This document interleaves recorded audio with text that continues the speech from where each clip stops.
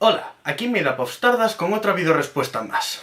Sinceramente estoy cansado de ellas y tenía pensado darles un pequeño descanso para poder hacer vídeos que llevo tiempo posponiendo, pero bueno, al ver que este último que me han mandado tampoco es tan largo y tiene varios problemas que veo constantemente en creacionistas, supongo que, como va a resultar muy fácil de responder, puedo hacerlo en un rato y desentenderme del tema de las respuestas por un par de meses. En fin, empecemos.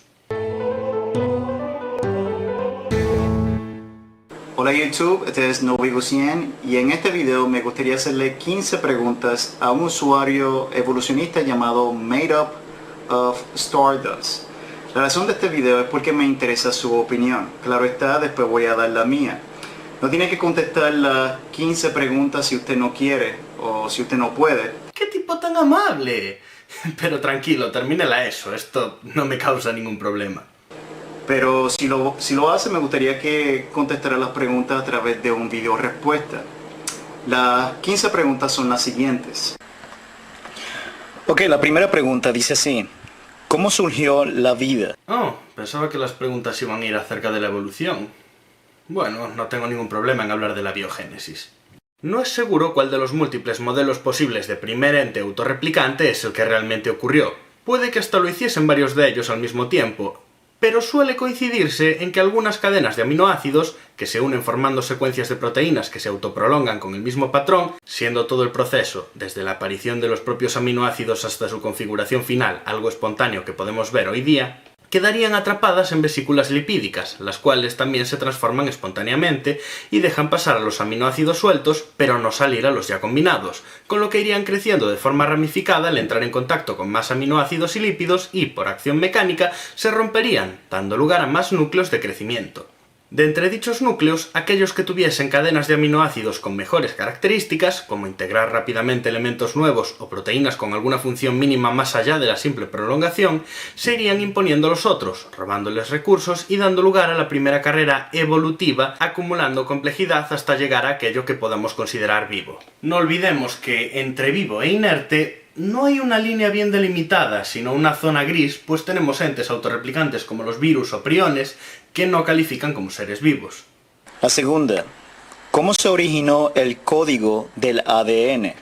Las cadenas proteicas de las que acabamos de hablar, con el paso de las generaciones, fueron acumulando las ventajas que iban saliendo, una de las cuales es la compresión de información, y dieron lugar a ese otro tipo de sistema complejo de codificación que requiere menos recursos.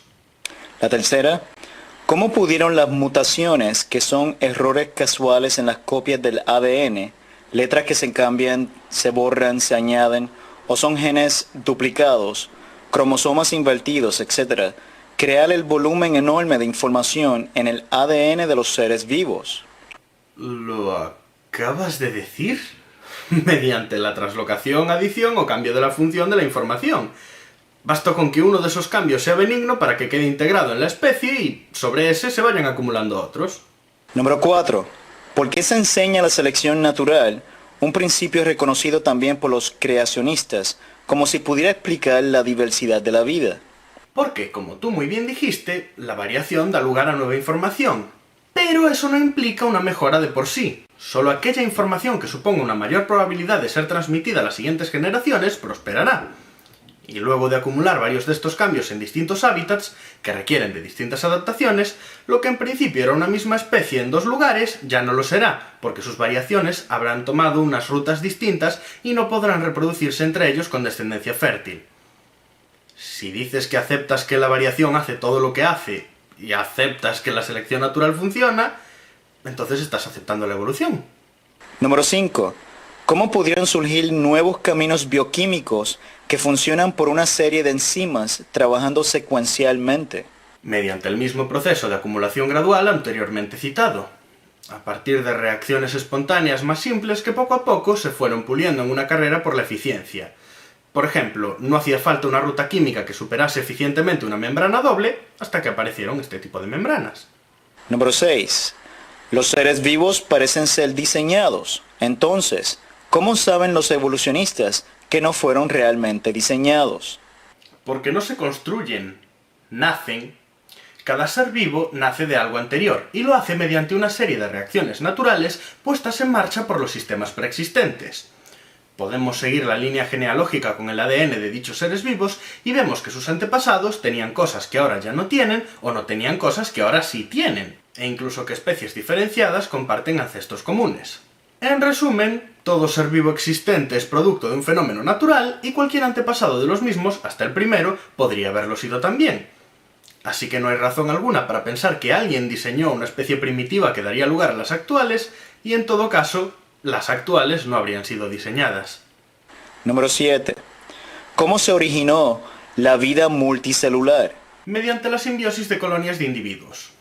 Muchas bacterias unicelulares actuales se unen y comportan como un solo organismo, realizando incluso división de tareas y, tras sucesivas muertes, reabsorciones de material genético, replicación, etc., pueden llegar a convertirse verdaderamente en un único organismo. Nuestras propias células tienen cierta diferenciación. ¿Has oído hablar del ADN mitocondrial? Lo que ahora son mitocondrias fueron, en su día, bacterias muy buenas sacando energía de la oxidación que se unieron a otras más grandes y fuertes, necesitadas de energía, para el bien de ambas. Y hoy siguen juntas como parte de un mismo organismo. Número 8. ¿Cómo se originó el sexo? Muy buena pregunta, sobre todo porque no se hace a menudo. ¿Has oído hablar de las angiospermas? Son un tipo de plantas que alternan generaciones haploides y diploides. Mejor explico desde el principio. Nosotros, por ejemplo, somos seres diploides. ¿Qué quiere decir esto? Que somos el producto de la unión de dos gametos que llevaban cada uno la mitad de información de nuestros padres. Estos gametos serían haploides, porque solo llevarían dicha mitad de cromosomas. Pues bien, estas plantas se reproducen juntando gametos y dando lugar a crías diploides. Pero estas, en lugar de hacer lo mismo, dan a luz por sí mismas a descendencia haploide, que procederá a combinar gametos para la siguiente generación diploide, etc. ¿Por qué cuento esto? Porque es algo muy parecido a la aparición misma del sexo.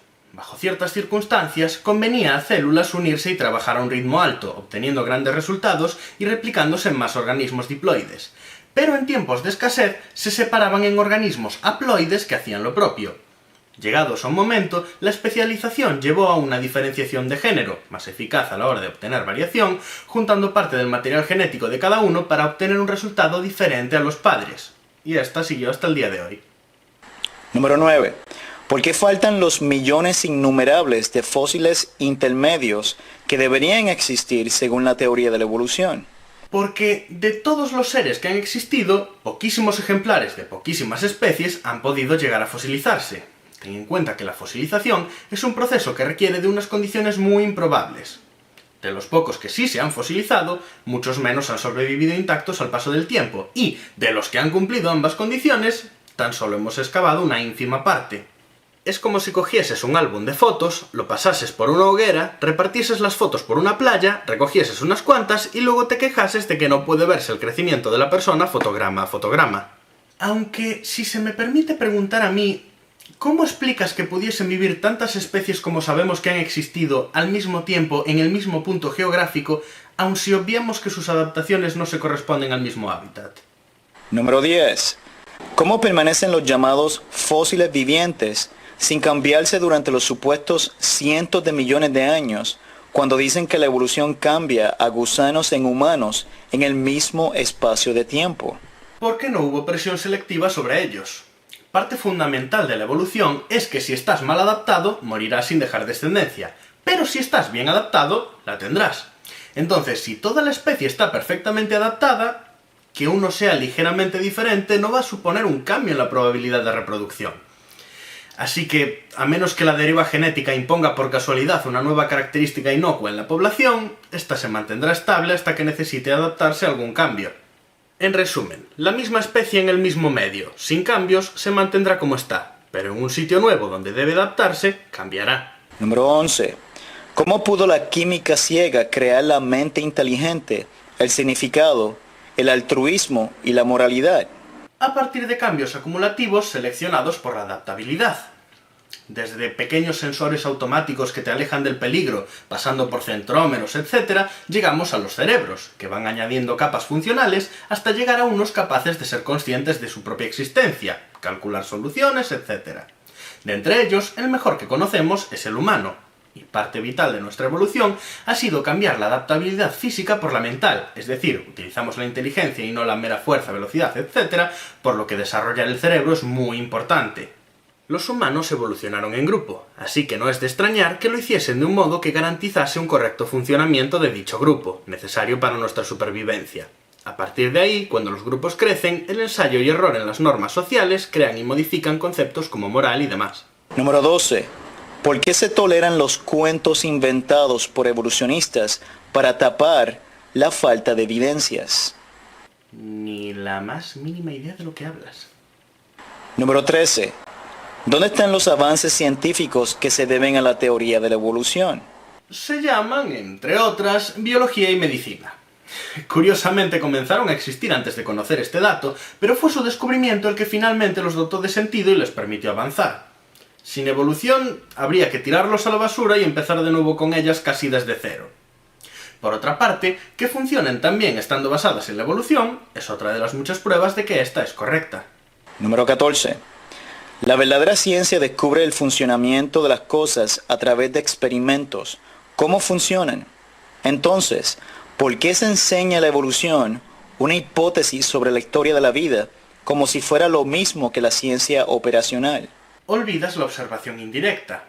Hay veces que el experimento no se puede llevar a cabo en el laboratorio y hay que observar el fenómeno mediante los efectos que produce o mediante el estudio y extrapolación de descubrimientos acerca de una repetición de dicho fenómeno.